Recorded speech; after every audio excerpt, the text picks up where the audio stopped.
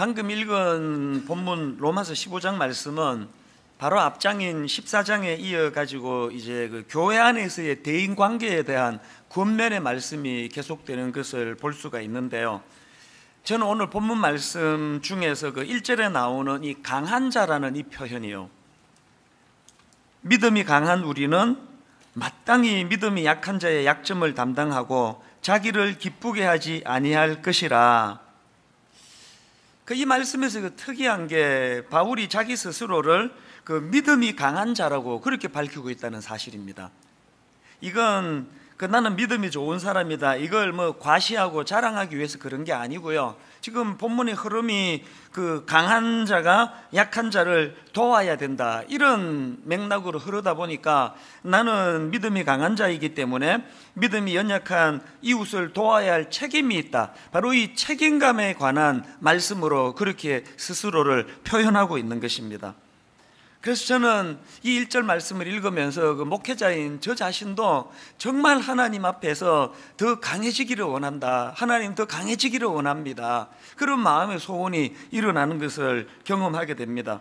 목회를 하다가 보면은 뭐 크고 작은 어려움 당연히 생기는 거 아닙니까? 그럴 때마다 제 마음에서 이런 악물고 구하는 게 이거예요. 하나님, 이런 어려움쯤이야 아무 문제가 되지 않는, 이런 것 때문에 흔들리지 않는 그런 강함을 허락해 주시기 원합니다. 왜 그렇게 기도할까요? 제가 강해야, 담임 목사인 제가 강하고 견고해야, 그래야 우리 젊은 목사님들을 제가 섬길 수 있고 우리 순장님들을 돌볼 수 있고 이런저런 어려움 중에 있는 성도님들을 말씀으로 제가 세울 수 있는 일을 할 수 있기 때문에 더 강해지기를 원하는 겁니다. 그래서 에베소서 3장 16절 말씀이요, 그의 영광의 풍성함을 따라 그의 성령으로 말미암아 너희 속사람을 능력으로 강건하게 하시오며, 또 디모데후서 2장 1절 내 아들아, 그러므로 너는 그리스도 예수 안에 있는 은혜 가운데 강하고. 우리 이런 말씀들을 묵상하면서 저나 여러분 모두가 다 그리스도 안에서 강한 하나님의 사람들이 되시기를 바랍니다. 강해야 우리가 약자를 도울 수 있다는 이 사실을 인식하면서 말입니다. 자, 그렇다면은 이런 질문이 가능하지 않습니까? 아니, 오늘 본문 말씀이 강한 자라야 연약한 자들을 도울 수 있다고 말씀하시는데, 그러면 이 어떤 사람이 강한 자인가, 누가 강한 사람인가, 그런 질문을 할 수 있지 않습니까? 제가 이런 질문을 가지고 오늘 본문 말씀을 쭉 살펴보니까 오늘 본문에서 말하는 이 강한 자의 모습이 그 몇 가지로 정리되는 것을 제가 볼 수 있었는데요. 여러분, 누가 강한 자입니까? 첫째로요, 그 약한 자를 용납하고 품는 포용력이 있는 그 사람이 강한 자라는 것입니다. 1절과 2절을 연결해서 한번 들어보십시오. 믿음이 강한 우리는 마땅히 믿음이 약한 자의 약점을 담당하고 자기를 기쁘게 하지 아니할 것이라. 우리 각 사람이 이웃을 기쁘게 하되 선을 이루고 덕을 세우도록 할지니라. 제가 앞에 그 로마서 14장 설교할 때도 그런 말씀을 전했습니다만, 바울이 말하는 믿음이 강한 자는 그 율법의 전통에 매이지 않고 진리 안에서 자유함을 누리는 자. 그 당시 정황으로 말씀을 드리자면 로마 교회의 다수를 차지하던 이방인 출신 그리스도인들, 그리고 소수이기는 하지만 율법의 전통으로부터 자유했던 유대인 그리스도인들, 이런 분들이 강한 자들이라고 그렇게 본문에서 표현이 되고 있는데요. 여기서 바울이 강조하는 포인트가 뭡니까? 아무리 믿음이 강한 자라 할지라도, 아무리 그래서 자기 생각이 옳다는 확신을 가져도, 그럼에도 불구하고 믿음 약한 자들을 그것 때문에 비판해서는 안 된다는 거예요. 그것 때문에 비판하기보다는 그들의 약점을 품어줘야 한다는 것입니다. 그런가 하면 두 번째로 누가 강한 자입니까? 약한 자를 실제적으로 돕는 그 사람이 강한 사람이라는 겁니다. 1절을 다시 보십시오. 믿음이 강한 우리는 마땅히 믿음이 약한 자의 약점을 담당하고, 여기 나오는 그 담당하고라는 단어는 원어로 바스티조라는 단어인데요, 이 바스티조라는 이 단어는 나르다, 짊어지다, 이런 뜻을 가진 단어예요. 이 단어가 사도행전 3장에도 나오는데요. 자, 사도행전 3장 1절 2절입니다. 제9시 기도 시간에 베드로와 요한이 성전에 올라갈새 나면서 못 걷게 된 이를 사람들이 메고 오니, 이게 바스티조예요. 그러니까 지금 걷지 못하는 장애인을 메고 온다는 이게 바스티조라고 한다면, 오늘 본문에서 약한 자의 약점을 담당하고 하는 이게 뭘 의미하는지 짐작할 수 있는 거 아닙니까? 마음으로 참 우리가 저분을 이해한다, 이해해 줘야 된다, 그런 어떤 긍휼함을 갖는 것도 중요하지만, 실제적으로 그 장애인을 함께 짊어지고 나가는 것과 같은 구체적인 행위적인 섬김이 필요하다는 거예요. 이게 얼마나 어려운지 여러분 다 아시죠? 우리 본능은요, 조그만한 힘만 생기면은 이거를 가지고 나를 과시하고 드러내고 이런 데 쓰기를 원하는 게, 이게 부인할 수 없는 우리의 본능 아닙니까? 지금 세상에서 일어나고 있는 그 어렵고 가난한 이웃들이 갖고 있는 울분과 분노가 다 가진 자, 힘 있는 자들이 보여주는 자기들의 본능으로 휘두르는 것 때문에 받는 상처 아닙니까? 여성분들이 그 명품 백, 명품 무슨 코트 이런 것들이 그게 막 어마어마한 비싼 가치를 갖고, 재료가 그렇게 비싸다기보다는 그 명품 마크가 있는 것을 들고 다님으로 해서 자기를 좀 과시하고자 하는 그 본능을 잘 부추겨가지고 만든 것들이 다 명품 아닙니까? 이 땅의 모든 명품의 상표를 다 떼고 판다면은 아마 한 달 안에 다 망할 거예요. 아무도 안 살 거예요. 그게 우리의 본능이거든요. 뭐라도 하나라도 더 있으면은 사치해서라도 내가 다른 사람과는 차별화된 이런 비싼 거를 내가 누릴 수 있는 부가 있다는 걸 과시하고 싶고, 조그만한 무슨 권력이라도 있으면은 내가 바로 이런 다른 사람들이 없는 이런 권력을 가지고 있다는 걸 과시하기 위해서, 그것 때문에 오히려 약한 자들을 억압하고 누르고자 하는 본능이 우리 안의 본능인데, 누가 강한 자라고요? 이 강력한 본능을 억누를 수 있는 힘을 가진 자. 그래서 내가 가진 이 파워를 나 자신을 드러내는 데 사용하지 않고 연약한 자의 짐을 함께 져주는 것으로, 그것으로 드러내는 그 사람이 강한 사람이라는 거예요. 지난해 겨울에 저희들이 크리스마스 리본, 그 이웃을 위하여 우리만 크리스마스 즐길 게 아니라 우리 연약한 이웃을 위하여 함께 나누자고 했더니, 지난주에 저한테 보고를 해줬는데 그동안 꾸준히 헌금을 해주셔가지고 3억 5천만 원 정도가 헌금이 됐는데, 이걸 가지고 지역사회 40개 기관을 통해 가지고 무려 2,000명의 대상자들에게 이것이 전달이 됐다는 거예요. 이게 교회가 보여줘야 될 바스티조 아닙니까? 그 야고보스가 이걸 얼마나 강조합니까? 말만 떠들어 가지고 될 게 아니라고. 그러면서 그 대표적으로 야고보스 2장 15절 16절을 보십시오. 만일 형제나 자매가 헐벗고 일용할 양식이 없는데 너희 중에 누구든지 그에게 이르되 평안히 가라, 덥게 하라, 배부르게 하라 하며 그 몸에 쓸 것을 주지 아니하면 무슨 유익이 있으리요? 누가 강한 자라고요? 마음으로도 연약한 이웃에 대한 긍휼한 마음을 갖고 있지만 그거로 끝내는 게 아니라 구체적인 그 작은 그 실천을 통해서 약한 자들을 도와주는 그 사람이 강한 사람이라는 거예요. 그런가 하면은 세 번째로 오늘 본문에서 묘사하는 그 강한 자가, 그럼 누가 그 강한 자입니까?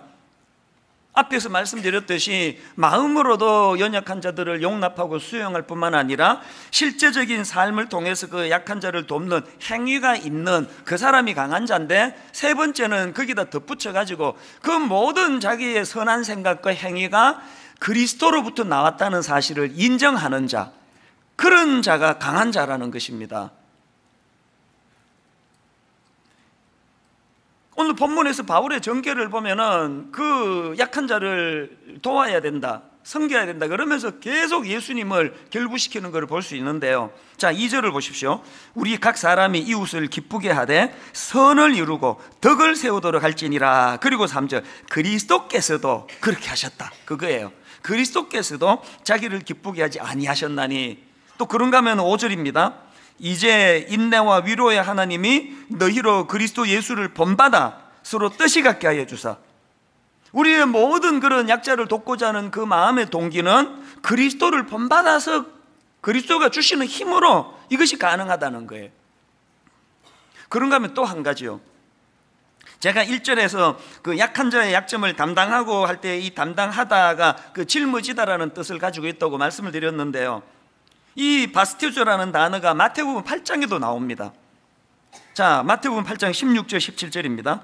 저물매 사람들이 귀신 들린 자를 많이 데리고 예수께 오거늘 예수께서 말씀으로 귀신들을 쫓아내시고 병든 자들을 다 고치시니 이는 선지자 이사야를 통하여 하신 말씀에 우리의 연약한 것을 친히 담당하시고 병을 짊어지셨도다 함을 이루려 하심이라. 여기 나오는 짊어지셨다, 이 바스티조예요.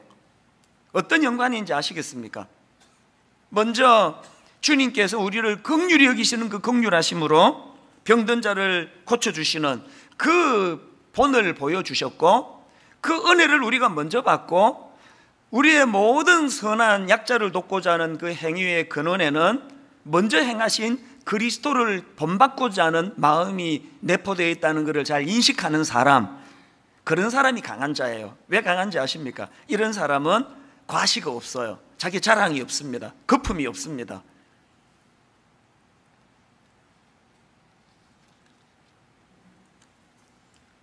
이 하나님의 은혜를 예수 그리스도의 그 작은 한 사람을 향하신 그 바스티조가 뭘 의미한지를 깨닫는 사람은요, 늘 마음에 감동이 있습니다.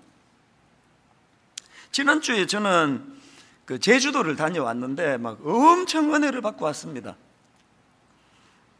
들어보니까 올해가 제주 선교 110주년이고요. 그리고 또 CCC라고 아시죠?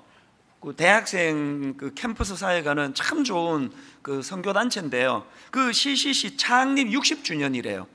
그래서 이제 이 제주도에 있는 교회 연합회하고 CCC가 연합해가지고 참 좋은 행사를 이제 기획을 한 거예요. 전국 각지에서 그 CCC 우리 대학생들이 제주도로 모여들었는데요, 한 10,000여 명이 모였대요. 그래서 이제 낮 동안에 제주도 구석구석에 그 오염된 것들을 청소해주고 정리해주고 복음을 전하고 그런 일을 행하고, 또 제주도에 있는 교회들은 그 대학생들을 위해 가지고 도시락을 준비해 가지고 10,000명의 그 학생들을 먹인다고 하는 건 그 엄청난 수고 아닙니까? 그렇게 이제 수고를 많이 하고 저녁에는 또 그 10,000명의 그 CCC 학생들하고 제주도에 있는 그 성도님들이 함께 모여가지고 집회를 하는데, 목요일 저녁에 저를 강사로 부른 겁니다.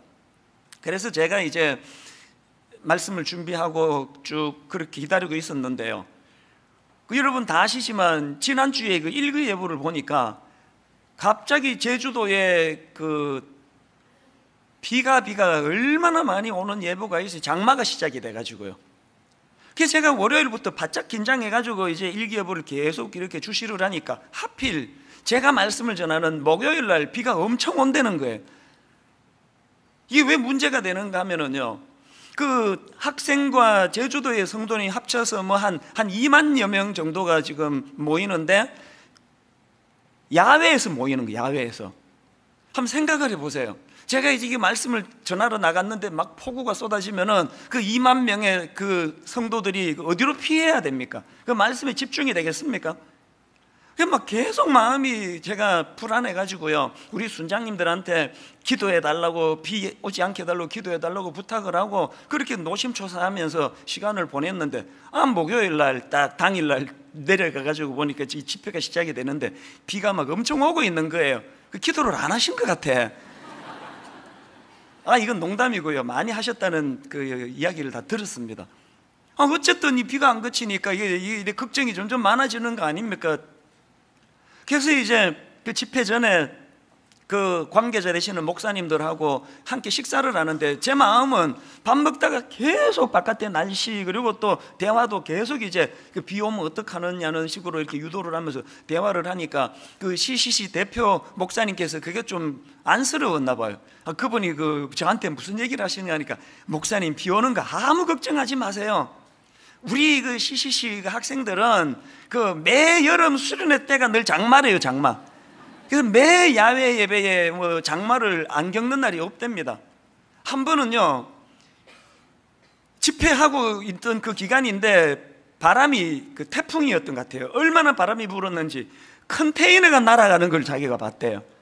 근데 뭐 이 정도 비 가지고는 우리 학생들 요동도 안 할 거라고. 그래서 이미 다 우비 있고 준비되어 있으니까 목사님 아무 걱정하지 마십시오. 그 말이 하나도 저한테 위로가 안 되는 게, 내가 지금 학생 걱정이 아니라 강사인 내가 요동이 되고 있다는 게, 난 그런 걸 지금 처음 보기 때문에. 그래서 이제 그 밥을 먹는 둥 마는 둥 하고 이제 현장으로 갔더니 이게 막 비가 엄청 오는 거예요. 그러니까 우리 하나님은 참 섬세하신 분이에요. 그 비에 약한 제가 강단에 딱 설 때는 거의 비가 안 오도록 조치를 취해가지고 지장 없이 진행해 주시고, 그 앞에는 또 믿음 좋은 사람이 찬양 인도하니까 너 상관없지 그러고 막 비를 엄청 뿌리시는데요. 제가 그날 진짜 제가 감동을 받았던 게요, 그 젊은 애들이 자리에서 일어나가지고 정말 아랑곳하지 않더라고요. 비가 오거나 말거나 막 너무너무 뜨겁게 찬양하고, 그래서 앉아서 제가 감동을 많이 받았습니다. 그리고 여러분, 뭐 캠퍼스 선교가 뭐 죽었느니 어쩌니 그러지만요, 우리 어른들이 정신 똑바로 차리고 제대로 잘하면요, 젊은이들의 열정은 금방 살아난다는 걸 지난주 내가 확인하고 얼마나 기뻤는지 몰라요. 너무너무 마음이 감동이 됐는데요, 제가 이제 그 강단에 올라 설교하러 가기 전에 한 30분 전쯤 됐나요?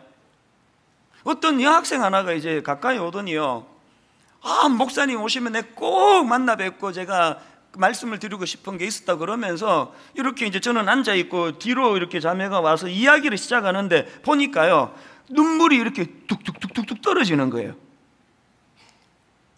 들어보니까 그 어머니가 우울증으로 고통을 많이 겪으셨는데, 이제 막 드럼 소리도 크고 막 찬양을 너무너무 그 많은 사람이 뜨겁게 하니까 그 이야기가 잘 전달이 되는 건 아닌데, 그래도 요지는 제가 알겠더라고요.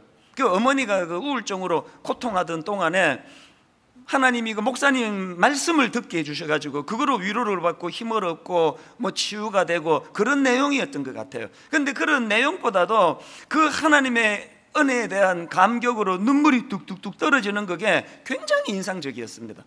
그렇게 하고 이제 한 30분 있다가 이제 강단에 올라가서 말씀을 전하니까 막 얼마나 감동이 되겠습니까? 막 그 많은 분들이 그 CCC 대표 목사님 말씀처럼 요동도 하지 않고 그렇게 말씀이 경청하고 있는 그런 은혜로운 시간을 보내면서 제가 그날 정말 감동을 너무 많이 받았어요.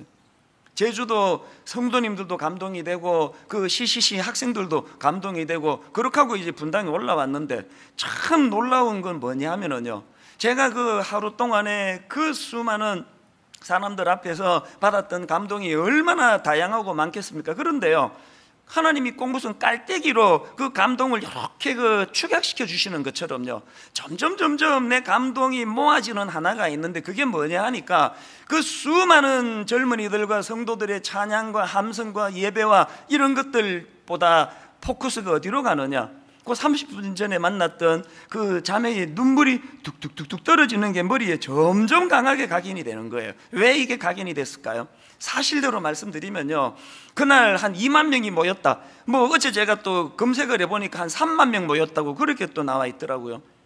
여러분, 그 2만 명 3만 명 앞에서 이 대학생 한 사람의 존재는요, 그 미미한 거 아닙니까? 그 점 같은 존재 아닙니까?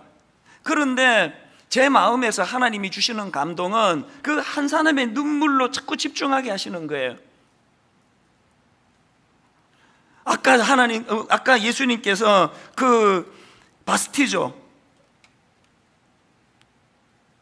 이는 선지자 이사야를 통하신 말씀에 우리의 연약한 것을 친히 담당하시고 병을 짊어지셨도다.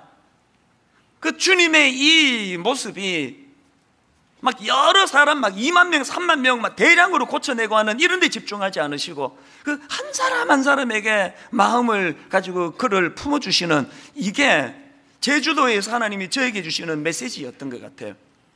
그 사람 많이 모인 거, 거기서 설교한 거, 이런 거품에 휩싸이지 말고 그 한 영혼을 돌보시는 그 하나님의 마음. 어제 저녁에요, 한 밤 11시쯤 이 설교를 그 마무리하는데 점점 그 눈물이 뚝뚝뚝뚝 떨어지는 그 여학생 얼굴도 기억이 안 나고 뭐 아무것도 기억이 안 나는데 이 뚝뚝뚝 떨어지는 그 모습이 계속 제 마음에서 이 오버랩이 되는 거예요. 하나님은 제게 뭘 교훈하기를 원하실까요? 누가복음 13장에 보면 예수님께서 그 하나님 나라에 대해서 설명하시는데 누룩을 가지고 설명하십니다. 누가복음 13장 20절 21절을 보십시오. 또 이르시되 내가 하나님의 나라를 무엇으로 비교할까? 마치 여자가 가루 서말 속에 갖다 넣어 전부 부풀게 한 누룩과 같으니라 하셨더라. 여러분, 그 누룩은 그 빵 만들 때 그거 부풀게 하는, 밀가루를 부풀게 하는 효소라는 건 다 알고 있지 않습니까? 예수님이 왜 하나님 나라를 지금 이 누룩으로 설명할까요? 우리는 우리가 생각하는 어떤 파워, 강함, 우리가 하나님 앞에 구하는 거는 다 누룩이 내가 강해지는 거예요. 내가 부풀어지고 내가 부각이 되는 거예요. 그런데 지금 예수님이 하나님 나라를 설명하는데 그 누룩은 그 가루 서말 속에 들어가 버려요. 사라져 버려요. 존재가 없어집니다. 누룩 자신이 없어지고 사라지는 대신에 가루 서말을 부풀게 하는 내적인 능력이 나타나는 그곳, 그게 하나님 나라라는 거예요. 뭘 반성해야 됩니까? 우린 자꾸 은혜 받아가지고 내가 강해지기 원합니다. 내가 강함이 드러나기 원합니다. 내가 권력을 갖기 원합니다. 내가 부를 취하기를 원합니다. 내가 대형교회 목사가 됐으니까 2만 명, 3만 명 모이는 집회에 당연히 내가 설교하는 거 이거 정당한 거 아닙니까? 자꾸 우리는 나 자신이 드러나고 부각되는 그걸 은혜라고 생각하지만 주님이 가르치시는 하나님 나라는 누룩은 없어지는 거예요. 사라져요. 그런데 그 누룩의 내적인 능력, 가루 서말을 부풀게 만드는 그 내적인 능력, 이게 하나님 나라에서의 모습이라는 겁니다. 2만 명, 3만 명 모인 이걸 과시하는 게 세상이라면 그 2만 명, 3만 명 중에 그 눈물이 뚝뚝뚝 떨어지는 그 한 영혼을 집중하게 만드시는 그런 성품을 가지신 분이 우리 하나님이시라는 거, 이걸 인식하고 거품 걷어내고 2만 명이 출석하든 3만 명이 출석하든 그건 내가 상관할 바가 아니고 오늘도 그 한 영혼에게 집중해서 눈물 흘리는 한 영혼 등을 두드려 줄 수 있는 사람, 이게 성경이 말하는 강한 자라는 것입니다. 이런 점에서 저는 사도 바울이 참 존경스러운데요, 고린도전서 9장에 보면은 바울의 고백이 진짜 눈물겹습니다. 고린도전서 9장 19절부터 23절까지 이 바울의 심정을 좀 느끼면서 천천히 읽어드릴 텐데 한번 느껴보십시오. 바울이 이렇게 고백합니다.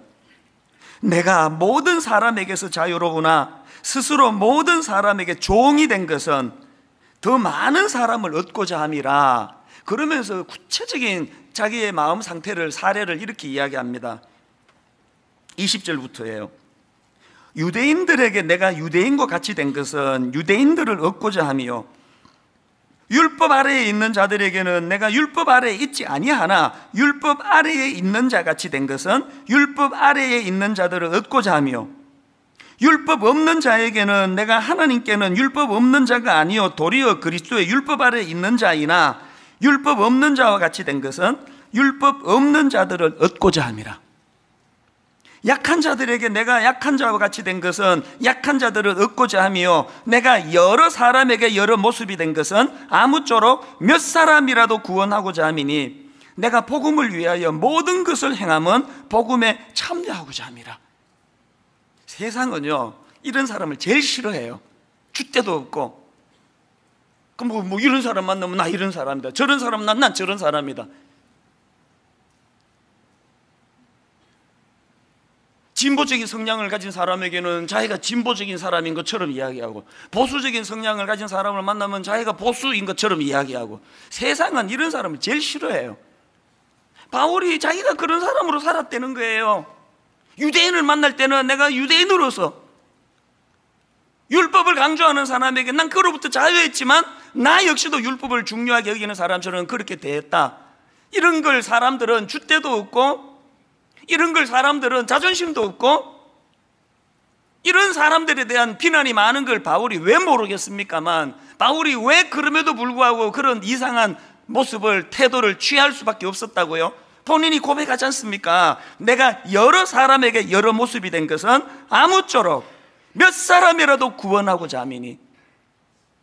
아까 본인이 말했잖아요. 난 그리스도 안에서 강한 사람이라고. 강한 사람이 취해야 될 모습이 이런 거라는 겁니다. 오늘 여러분 교회 안에서 자기가 강하다고 생각하는 사람들이 갖고 있는 잘못된 게 뭐예요 지금? 자기의 강함을 드러내고 너도 나처럼 이렇게 따라와라, 나랑 같은 편 하는 게 좋을 걸 신상에. 오늘 우리가 갖고 있는 정말 고쳐야 되는 생각들은요, 우리는 누룩이에요. 하나님 나라에 없으시는 거예요. 자존심도 없고요. 그렇게 해서라도 아무쪼록 몇 사람이라도 구원하고자 하미니 내적인 능력으로 자기는 사라지고 자기는 존재감이 없어지고 대신에 그 가로 서말이 부풀려지는 이런 것을 기뻐하는 그 사람이 강한 자인 것을 인식하게 되시기를 바랍니다. 본문에서 제가 이런 깨달음을 얻었고요. 그런가 하면은 오늘 본문에서 주목해야 될 말씀이 하나 더 있습니다. 7절인데요.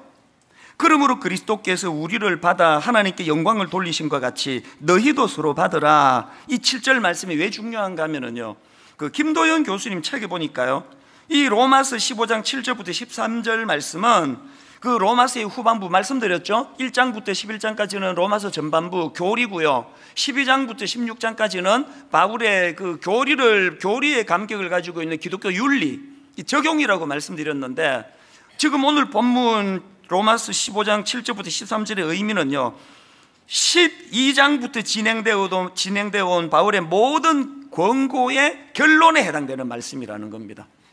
또 심지어는 이 본문 말씀은 로마서 1장부터 전개되어 온 모든 논리의 결론에 해당된다고 보는 견해가 있을 만큼 중요한 말씀인데, 그 중에서 7절은요, 이 7절부터 13절 중에서의 핵심 구절이 핵심 구절.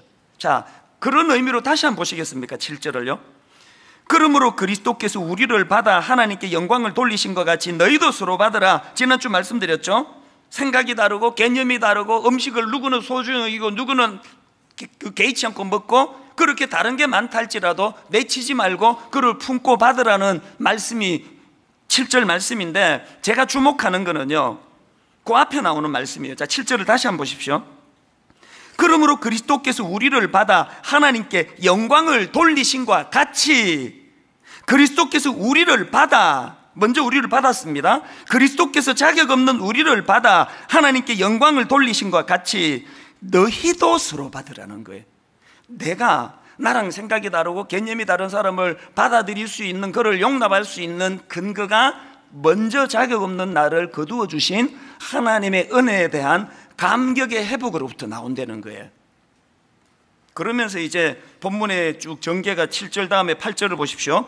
내가 말하노니 그리스도께서 하나님의 진실하심을 위하여 할례의 추종자가 되셨으니 이는 조상들에게 주신 약속들을 견고하게 하시고, 이거는 주님이 유대인들을 받아주셨다는 그 내용의 말씀이고요. 그 다음 9절, 이방인들도 그 긍휼하심으로 말미암아 하나님께 영광을 돌리게 하심이라. 여기에는 이방인들도 받아주셨다는 말씀이에요. 그리고는 9절 하반절부터 12절까지 해서 유대인과 이방인들이 함께 하나님을 찬양하는 그런 모습으로 쭉 말씀이 전개되고 있는데, 저는 이 말씀들을 보면서 히브리서 4장 15절이요, 우리에게 있는 대제사장은 우리의 연약함을 동정하지 못하시리가 아니요. 그리고 바로 그 앞에 14절에 보니까 그러므로 우리에게 큰 대제사장이 계시니, 예수 그리스도를 지금 대제사장으로 묘사하고 있는 거 아닙니까? 누가 나랑 기질이 다르고 생각이 다르고 강한 나에 비해서 약해 빠진 그 사람들을 포용하고 품어줄 수 있다고요? 그 대제사장 되시는 그리스도가 자격 없는 나를 먼저 품어주셨다는 사실을 감격하고 감동하는 그 사람이 다른 약한 자를 품을 수 있다는 그 논리로 지금 말씀이 전개되고 있거든요. 저는 예전에 어렸을 때를 기억하면서 지난 주간에 그 찬송가 135장 3절이요, 허물 많은 베드로를 용서하시고 의심 많은 도마에게 확신 주시고 사랑하는 그의 제자 가슴에 안고 부드러운 사랑으로 품어주셨네. 한때는 많이 흥얼거렸습니다. 허물 많은 베드로를 용서하시고 의심 많은 도마에게 확신 주시고, 그 다음 가사가 오늘 본문과 연결되는 거 아닙니까? 사랑하는 그의 제자 가슴에 안고, 허물 많아도 의심이 많아도 내치지 않고 그를 품어주시는 주님, 부드러운 사랑으로 품어주셨네. 이게 왜 저에게 눈물의 찬양인지 아십니까? 뭐 골백번도 더 반복해서 여러분들에게 드리는 말씀이지만, 저는 20대 초반에 미국으로 이민 갔는데 초기에 적응을 잘 못했던 사람 아닙니까?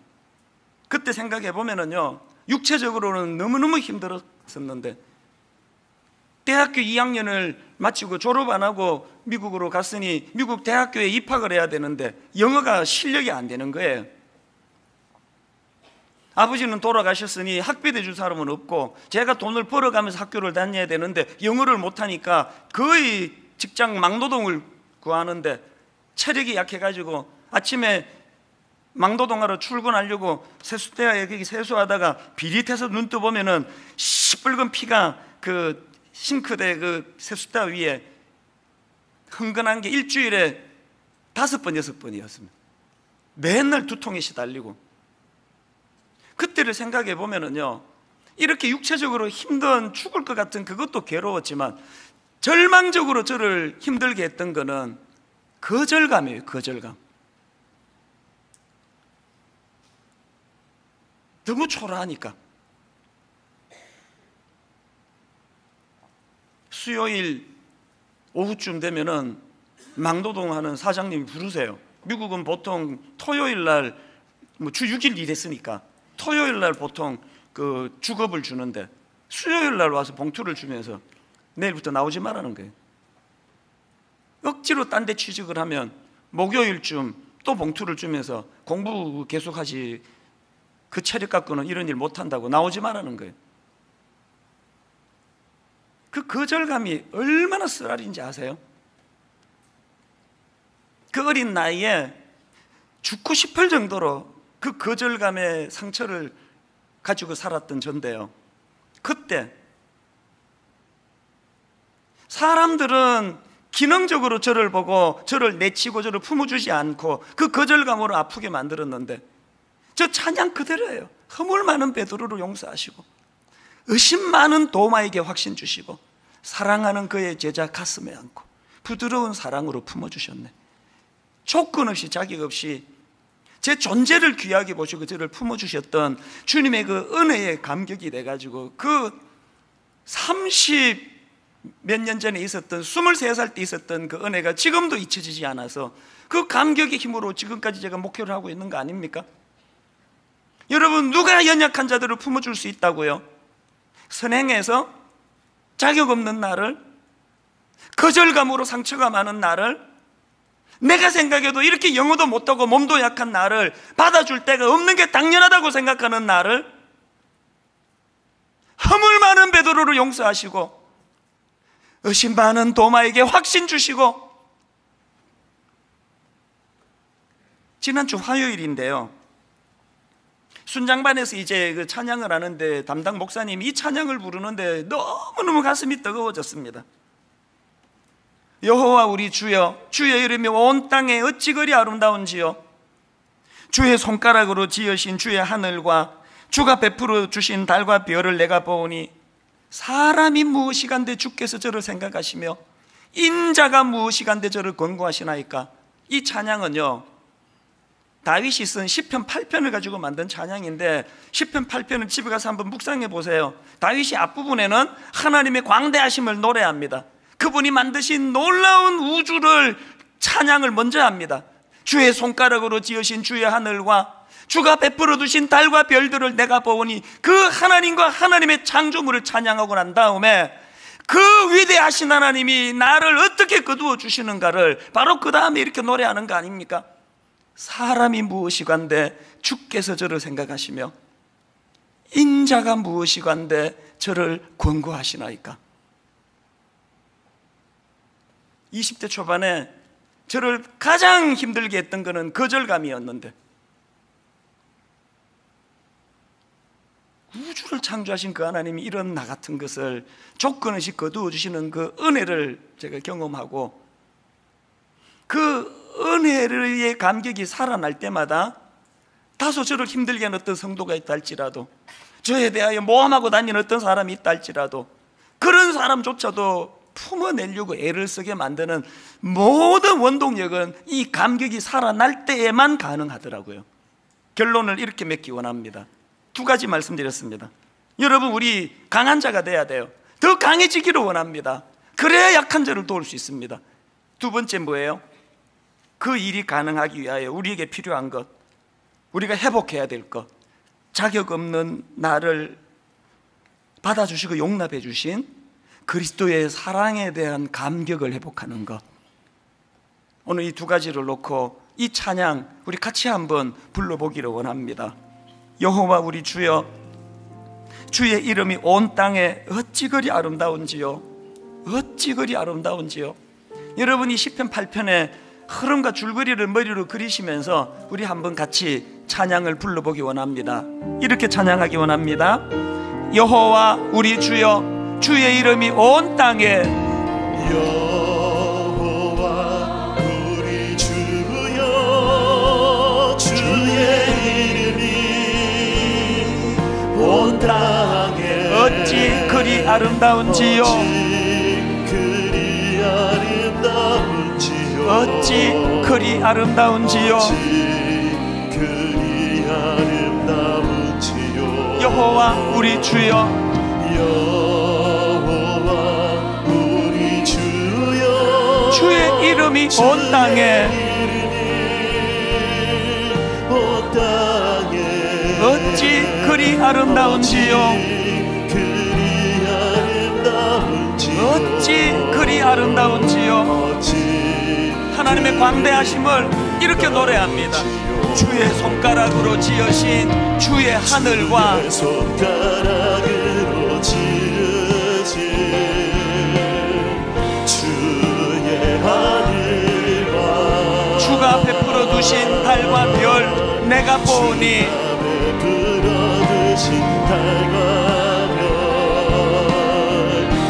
여러분, 그 광대하신 하나님이 나같이 초라한 인생을 거두어 주시는데 사람이 무엇이 관대, 주께서 저를 생각하시며 인자가 무엇이 관대, 저를 권고하시나이까. 여호와 우리 주여,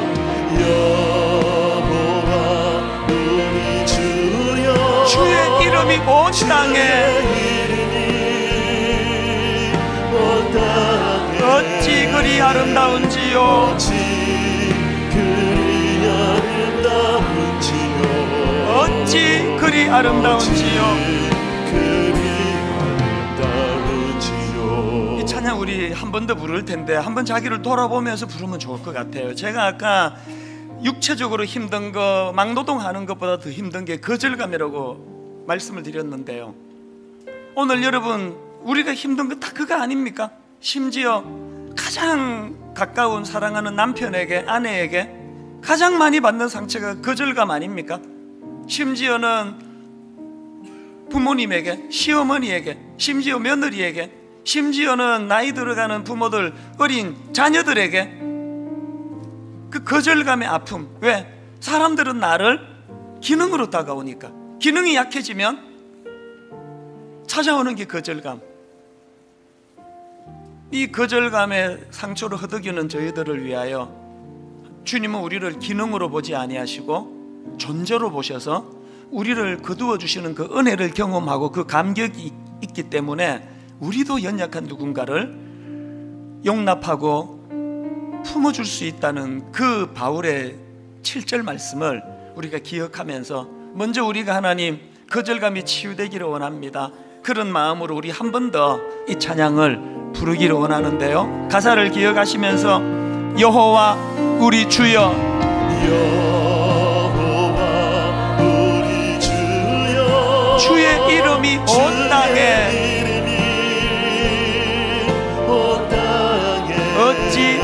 아름다운지요. 어찌 그리 아름다운지요.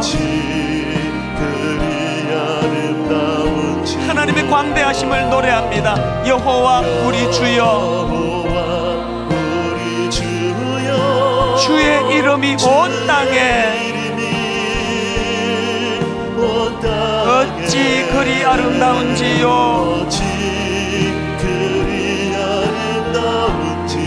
어찌 그리 아름다운지요.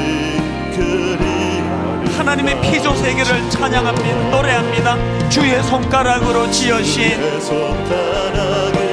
주의 하늘과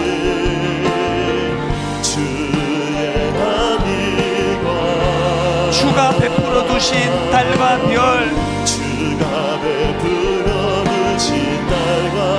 내가 보니 그 중에 가장 약하고 초라한 우리 인생인데 사람이 무엇이관대. 주께서 저를 생각하시며 인자가 무엇이관대. 저를 권고하시나이까. 여호와 우리 주여,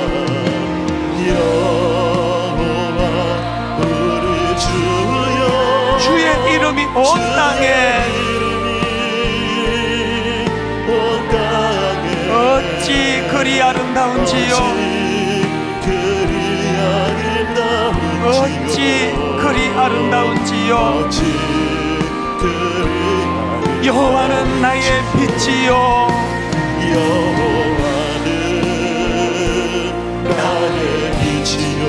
여호와는 나의 구원이시니 내가 누구를 두려워하리요. 여호와는 생명의 피난처시니 주의 인자가 생명보다 나음으로 내 입술이 여호와를 찬양하니 내 평생에 주를 찬양하며 주의 이름으로 내 손 들리라. 하나님이시여, 하나님이시여. 그분이 누구의 하나님이시여? 주는 나의 하나님이시로다. 나의 몸과 마음 주를 갈망하며 이제 내가 주께 고백하는 마.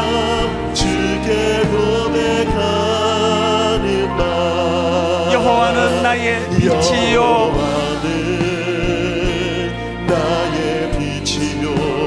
여호와는 나의 구원이시니 내가 누구를 두려워하리요. 여러분 이렇게 한번 선포하지 않으시겠습니까? 여호와는 생명의 피난처시니 주의 인자가 생명보다 나음으로 내 입술이 여호와를 찬양하니 내 평생에 주를 찬양하며 주의 이름으로 내 손 들리라. 우리 다 자리에서 일어나셔서 여호와는 나의 빛이요. 여호와는 나의 구원이시니 내가 누구를 두려워하리요.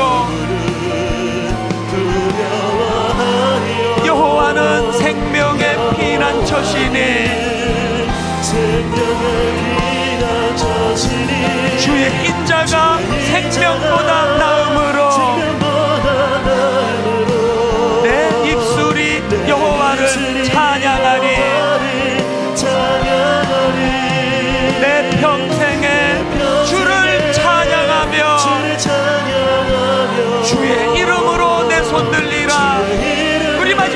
한번 이렇게도 선포합니다. 주의 인자가 생명보다 나음으로 내 입술이 여호와를 찬양하리. 내 평생에 주를 찬양하며 주의 이름으로 내 손 들리라. 주의 이름으로 내 손 들리라.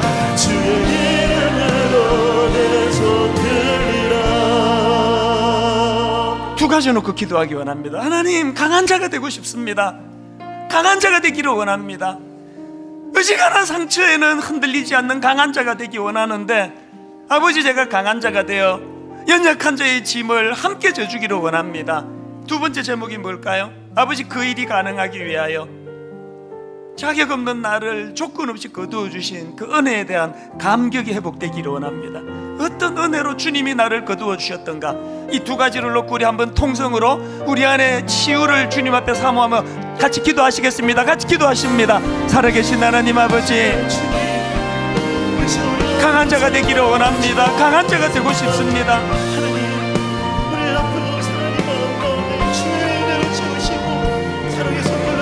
상처가 되지 아니하고 아픔이 내면에 뿌리 내리지 않는 강한 자가 되고 싶습니다. 하나님, 그 일이 가능하기 위하여 나 같은 그 자격 없는 나, 사람들도 기능적으로 나를 용납하지 않는 아픔을 갖고 있는 우리를 어떤 사랑으로 조건 없이 우리를 용납해 주시고 수용해 주시고 받아주셨던가에 대한 그 감격이 회복되기를 원합니다. 아버지, 그 은혜의 자리로 하나님 저희들을 인도하여 주시옵소서.